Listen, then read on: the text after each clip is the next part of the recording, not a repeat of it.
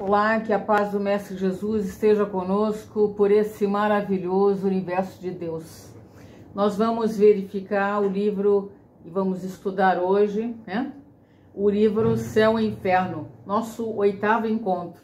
Vamos analisar passo a passo essas questões do panteísmo. Lembra do panteísmo? E dessa volta ao todo universal. É voltar ao todo universal, né? O panteísmo. E ele vai trazer também as perguntas básicas. Primeiro, se somos parte, a partícula desse todo. Vejamos bem, não poderíamos chegar aqui com tantas imperfeições ou virtudes totais já conquistadas, porque isso não se faz, não é? Numa encarnação só. Então, a doutrina espírita explicar que o aglomerado e o somatório dessas vivências, portanto, essa ideia de partículas vindo do todo, passa de uma existência que também com ele nos levou a raciocinar. E aqui chegamos com dificuldades, e muitas dificuldades, né? Luta-se uma vida inteira para se desenvolver essas virtudes, como ensinou Jesus. E que sentido teria essa vida de 50, 60, 80 anos de tanta luta, de tanto estudo, até alcançar algum aprimoramento moral e ético e espiritual, e depois voltar a esse todo. Então, olha que interessante. Aí Kardec vai nos levar a partir do item 7, que eu achei muito interessante mesmo, que essa fonte universal de inteligência que fornece essas almas humanas é independente da divindade, um ser superior, distinto que anima tudo por sua vontade. Não é precisamente o panteísmo. O panteísmo é aquele, como ele já falou, que difere muito desse todo universal, mas continua na mesma dificuldade. Quando voltamos a esse todo, nem todos desenvolvem as virtudes, não é, gente? Às vezes a gente precisa de uma vida inteira para desenvolver uma virtude, né? Muitos ainda voltam com muitas dificuldades. E aí como é que fica esse todo, né? Como é que fica esse todo? Recebendo parte com virtudes, com predicados, e outras que queriam somar essas dificuldades que levaram depois da morte. O que sobreviveu com essa morte? Que sobrevive? Também esse é o raciocínio de Kardec, e ele nos pergunta, não tem sentido que então esse todo seria também constituído de virtudes e defeitos? Será que esse todo tem virtudes e defeitos? E não foi isso que você aprendeu desde o início dos tempos, que esse Deus é criador de todas as coisas, ele é a fonte suprema, a inteligência, não é? A inteligência suprema, causa primária de todas as coisas. E as leis que nos regem são perfeitas. Portanto, quando aqui vivemos, né? Quando aqui vivemos essas consequências, até mesmo numa resistência, nós vivemos com consequências das nossas ações. Não é isso mesmo, gente? Consequências das nossas ações. Vejamos uma coisa muito simples e corriqueira. Por exemplo, vou dar um exemplo aqui.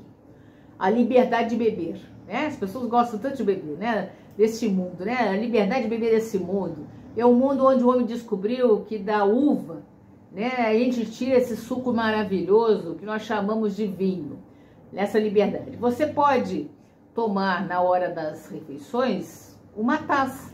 Uma taça. Não vai te fazer mal, uma taça. Mas aos que abusam e tomam um garrafão. O que ele vai com essa liberdade? Com esse livre-arbítrio mal utilizado? Está usando a liberdade, mas utilizando mal. Que ele vai conseguir se ele todo dia ele toma um garrafão? Ele vai destruir o seu fígado, não vai não? Então ele vai sofrer consequências aqui mesmo, encarnado.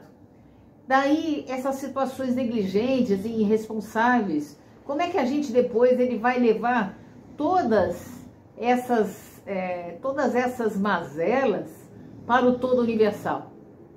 É outra coisa sem sentido. Não é sem sentido? Eu gostaria que você refletisse sobre isso. Reflita sobre isso.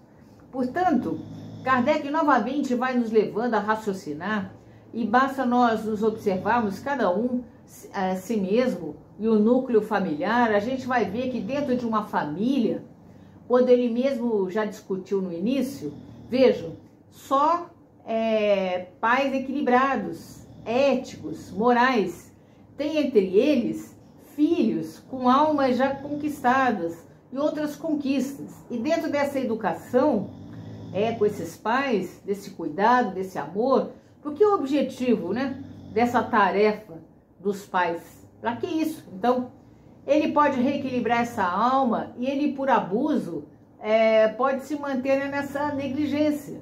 Torna-se um adulto complicado, né? E aí a gente vai perceber que a própria vida, até as leis humanas, eu vejo assim, né, que estão evoluindo com o próprio homem.